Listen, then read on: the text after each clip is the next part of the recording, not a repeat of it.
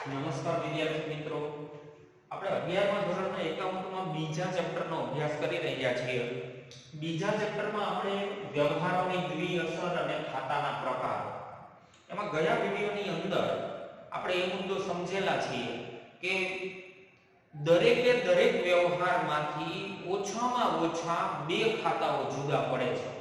ઓછામાં ઓછા બે ખાતાઓ, અને બે ખાતાઓ માટે આપણે ચાર્ટ બનાવેલો હતો ગયા વિડિયોની અંદર, પણ ફરીથી એક વખત જોઈ લઈએ. માની લો કે રોકડ વ્યવહાર હોય તો એક ખાતું રોકડ ખાતું અથવા તો બેંકનું ખાતું આવશે જ. જો રોકડ વ્યવહાર હોય તો રોકડ ખાતું અથવા બેંક ખાતું આવશે, અને બીજું એક ખાતું આપણે શોધવાનું હોય જેનો વ્યવહાર હોય એનું ખાતું હોય. અને જો ઉધાર વ્યવહાર હોય તો એક વ્યક્તિનું ખાતું તો આવશે જ, બીજું એક અન્ય ખાતું આપણે શોધવાનું હોય. રોકડ વ્યવહાર હોય તો રોકડ ખાતું અને અન્ય ખાતું, ઉધાર વ્યવહાર હોય તો વ્યક્તિનું ખાતું અને અન્ય ખાતું. તો આજના વિડિયો લેક્ચરની અંદર વિદ્યાર્થી મિત્રો આપણે વ્યવહારો આપણને આપેલા છે, 10 વ્યવહારો આપેલા છે. એ 10 વ્યવહારોમાંથી દરેકે દરેક વ્યવહાર વાંચતા જાય આપણે અને નક્કી કરતા જાય રોકડ વ્યવહાર છે કે ઉધાર વ્યવહાર છે. રોકડ વ્યવહાર કે ઉધાર વ્યવહાર ન હોય તો અન્ય વિશિષ્ટ પ્રકારનો વ્યવહાર કોણ હશે, પણ એ પછી સમજીએ. રોકડ વ્યવહાર છે કે ઉધાર વ્યવહાર છે. જો રોકડ વ્યવહાર હોય તો કયા બે ખાતાઓ જુદા પડે, અને ઉધાર વ્યવહાર હોય તો કયા બે ખાતાઓ જુદા પડે, આનો અભ્યાસ આપણે કરતા જઈએ. તો ઉદાહરણમાં હેડિંગ આપણને આપેલું છે, નીચેના વ્યવહારોમાં કઈ બે અસર થાય છે તે જણાવો. અથવા બીજા શબ્દોમાં એવું કહી શકો કે કયા બે ખાતાઓ જુદા પડે છે તે જણાવો. ચાલો પહેલો વ્યવહાર વાંચીએ. રૂપિયા 20,000 રોકડા લાવી ધંધો શરૂ કર્યો. હવે વિદ્યાર્થી મિત્રો, આપણે એકાઉન્ટ શીખવાની શરૂઆત જ્યારથી કરેલી છે ત્યારથી આપણે એક મુદ્દો શીખેલા છીએ કે ધંધો અને એનો માલિક બંનેનું અસ્તિત્વ જુદું છે. તો અહીંયા રૂપિયા 20,000 રોકડા લાવીને ધંધો શરૂ કર્યો. આ 20,000 રૂપિયા ધંધામાં રોકડા કોણ લાવતો હશે? ધંધાનો માલિક લાવતો હશે.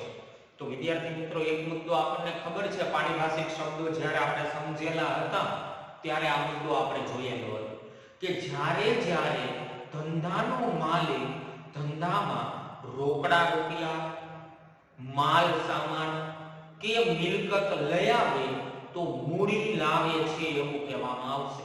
તો આ વ્યવહારની અંદર તમે એવું કહી શકો કે ધંધાનો માલિક 20,000 રૂપિયાની મૂડી ધંધામાં લાવે છે.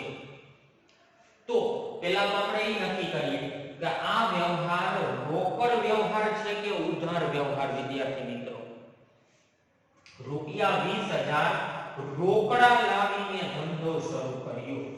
રોકડા લાવીને ધંધો શરૂ કર્યો. તો વ્યવહારની અંદર રોકડ શબ્દનો સ્પષ્ટપણે ઉલ્લેખ થયેલો છે વિદ્યાર્થી મિત્રો.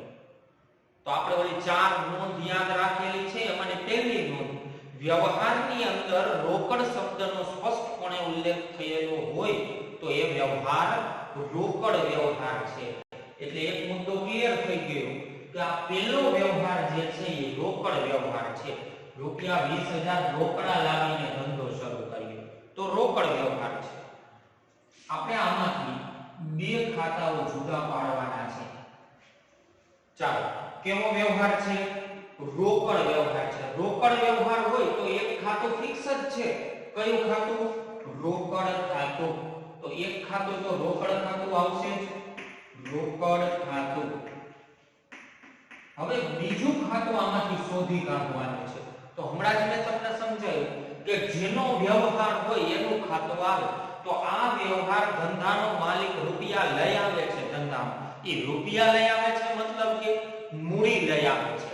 તો બીજું ખાતું કયું આવશે વિદ્યાર્થી મિત્રો? આમાં મૂડી ખાતું આવશે. બીજું ખાતું કયું આવશે? મૂડી ખાતું. સાથે સાથે હજુ એક વસ્તુ સમજી લો વિદ્યાર્થી મિત્રો, ધંધાનો માલિક જ્યારે ધંધામાં રૂપિયા લઈ આવતો હોય ત્યારે મૂડી ખાતું આવે. અને ધંધાનો માલિક ધંધામાંથી જ્યારે રૂપિયા લઈ જતો હોય ત્યારે ઉપાડ ખાતું આવે. રૂપિયા લાવતો હોય ત્યારે મૂડી ખાતું અને રૂપિયા લઈ જતો હોય ત્યારે ઉપાડ ખાતું આવશે. તો અહીંયા રૂપિયા લાવે છે એટલા માટે કયું ખાતું આવે છે? મૂડી ખાતું. અને આમ પણ યાદ રાખજો વિદ્યાર્થી મિત્રો, એકાઉન્ટ લખવા માટે ક્યારેય ધંધાના માલિકનું નામ લખવામાં આવતું નથી.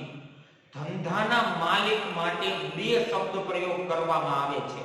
એક તો મૂડી શબ્દ પ્રયોગ અને બીજું ઉપાડ શબ્દ પ્રયોગ.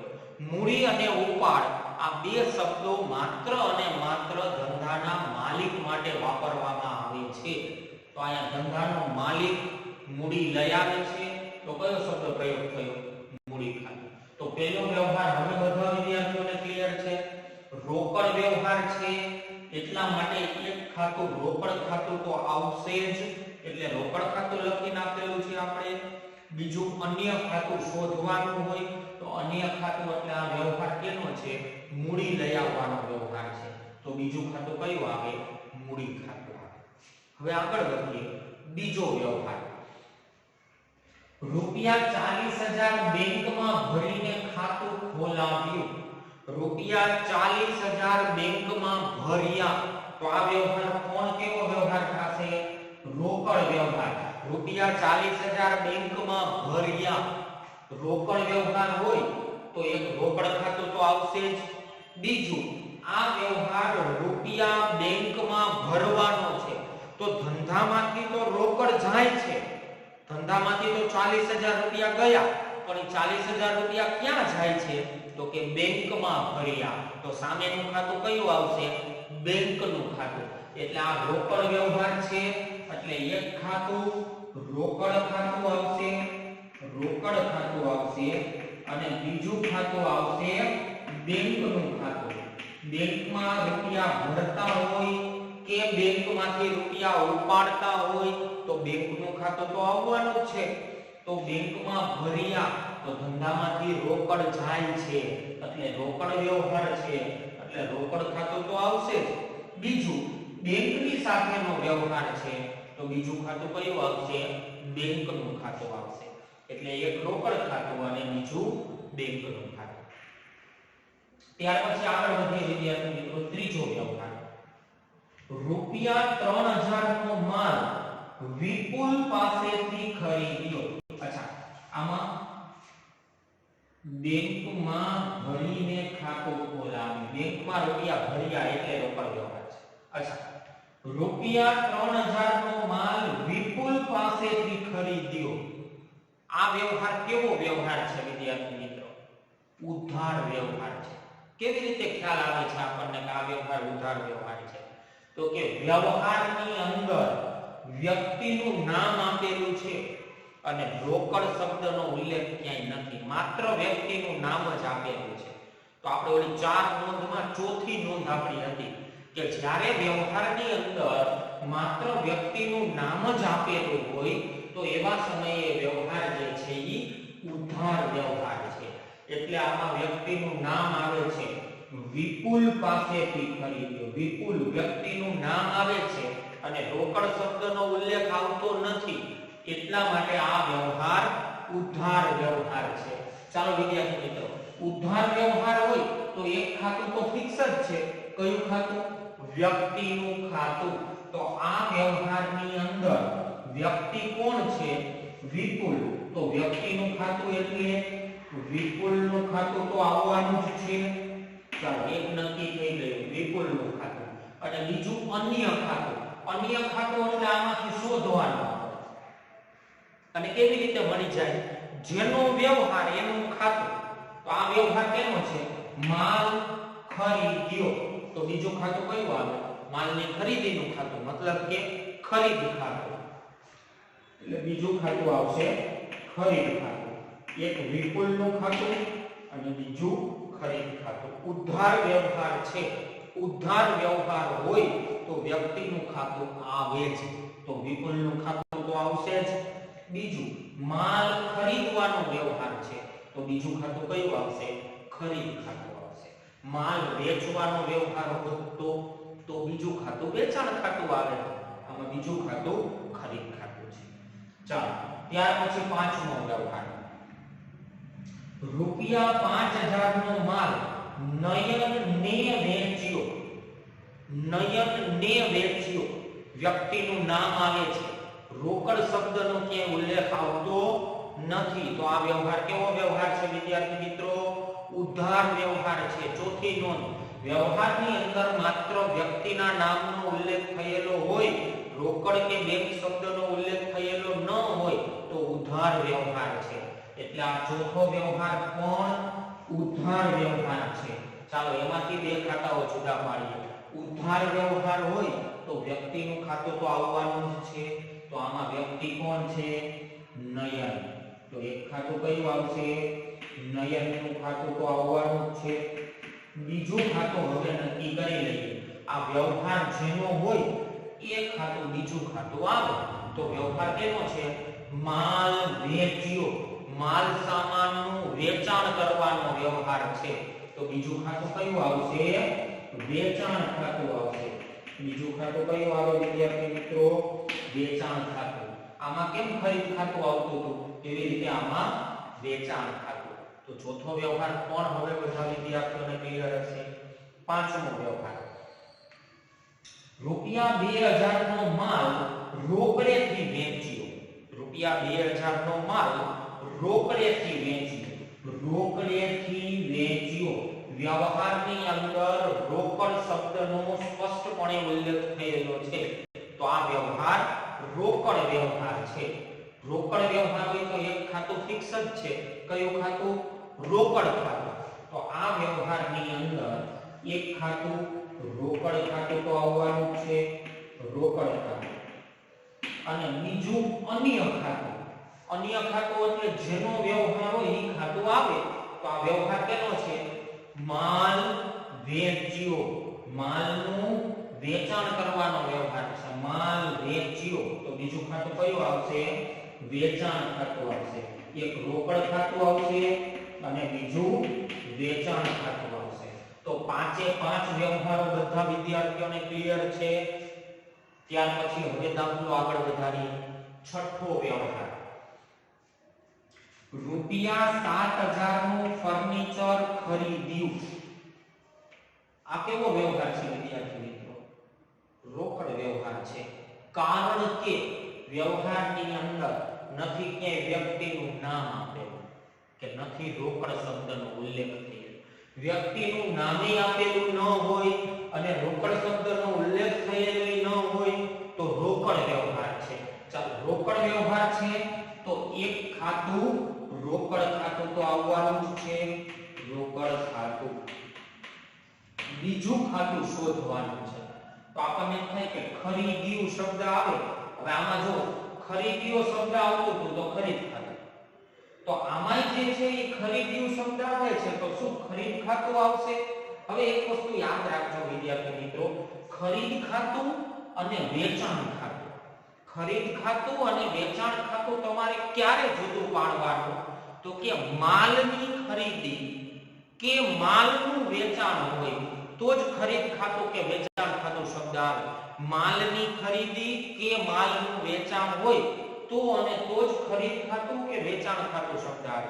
એટલે હવેથી આપણે યાદ રાખશો વિદ્યાર્થી મિત્રો, ખરીદ ખાતું કે વેચાણ ખાતું માત્ર અને માત્ર માલની ખરીદી કે માલનું વેચાણ હોય તો જ આવશે ખરીદ ખાતું વેચાણ. મિલકતની ખરીદી કે મિલકતનું વેચાણ હોય તો ખરીદ ખાતું કે વેચાણ ખાતું નહીં, પણ જે તે મિલકતનું ખાતું આવશે. તો અહીંયા ખરીદ્યું શબ્દ છે તો ખરીદ ખાતું નહીં, કારણ કે માલની ખરીદી નથી. કેની ખરીદી છે? મિલકતની ખરીદી છે. જો વિદ્યાર્થી મિત્રો, ફર્નિચર ખરીદી તો ફર્નિચર તો શું કહેવાય? મિલકત કહેવાય. તો જ્યારે મિલકતની ખરીદી કે મિલકતના વેચાણનો વ્યવહાર હોય ત્યારે જે તે મિલકતનું ખાતું આવે. તો અહીંયા ખરીદ ખાતું નહીં, પણ જે તે મિલકતનું ખાતું આવે. જે તે મિલકતનું ખાતું મતલબ કે ફર્નિચરનું ખાતું આવશે. કયું ખાતું આવશે? ફર્નિચરનું ખાતું. ખરીદ ખાતું આમાં શું કામ નથી આવતું એ સમજાવવાનું બધા વિદ્યાર્થીઓને. ખરીદ ખાતું કે વેચાણ ખાતું ક્યારે આવે? માલની ખરીદી કે માલનું વેચાણ હોય તો જ ખરીદ ખાતું કે વેચાણ ખાતું આવે. મિલકતની ખરીદી કે મિલકતનું વેચાણ હોય તો જે તે મિલકતનું ખાતું આવે. જે તે મિલકતનું ખાતું મતલબ કે આમાં કયું ખાતું આવશે? ફર્નિચરનું ખાતું આવશે. તો છઠ્ઠો વ્યવહાર કોણ ક્લિયર હશે બધા વિદ્યાર્થીઓને? હવે સાતમો વ્યવહાર રૂપિયા 200 કમિશનના ચૂકવ્યા. કમિશનના ચૂકવ્યા, રૂપિયા ચૂકવાઈ ગયા. કેવો વ્યવહાર છે આ? રોકડ વ્યવહાર. ચૂકવ્યા મતલબ કે ચૂકવણી થઈ ગઈ છે. તો રૂપિયાની ચૂકવણી થઈ ગઈ હોય તો કેવો વ્યવહાર કહેવાય? રોકડ વ્યવહાર. અથવા તો બીજી દ્રષ્ટિએ યાદ રાખો, નથી ક્યાંય રોકડ શબ્દનો ઉલ્લેખ કે નથી ક્યાંય વ્યક્તિનું નામે ન હોય, રોકડ શબ્દનો ઉલ્લેખ ન હોય તો રોકડ વ્યવહાર છે. એટલે આ વ્યવહાર પણ રોકડ વ્યવહાર છે. અચ્છા, રોકડ વ્યવહાર હોય તો એક ખાતું, રોકડ ખાતું તો આવવાનું જ છે. રોકડ. બીજું એક અન્ય ખાતું શોધવાનું. તો વ્યવહાર કેનો છે? કમિશનનો વ્યવહાર છે. તો બીજું ખાતું કયું આવશે વિદ્યાર્થી મિત્રો? કમિશનનું ખાતું. કમિશન ખાતું. એટલે એક રોકડ ખાતું અને બીજું કમિશનનું ખાતું. ત્યાર પછી આઠમો વ્યવહાર. હવે જો આઠમો વ્યવહાર જોતા પહેલા અહીંયા નયનવાળો વ્યવહાર શું હતો? રૂપિયા 5000 નો માલ નયનને વેચ્યો. આપણે માલનું વેચાણ કરતા હતા. કોને? નયનને. નયનને માલ વેચ્યો તો વેચાણ ખાતું આવે છે. હવે બે મુદ્દાઓ સમજી લ્યો વિદ્યાર્થી મિત્રો. વેચેલો માલ, આપણે કોઈને માલ વેચેલો હોય, વેચેલો માલ પાછો આવે તો એને કહેવાય વેચાણ પરત. વેચેલો માલ પાછો આવે, આપણે કોઈને માલ વેચેલો છે અને નુકસાની વાળો માલ હોય કે એ વ્યક્તિને જોઈતો હોય એવો માલ ન આપણાથી મોકલાણો હોય તો એ વ્યક્તિ આપણને માલ પાછો આપી દેશે. વેચેલો માલ પાછો આવે ત્યારે એને વેચાણ પરત કહેવાય. અને બીજો મુદ્દો,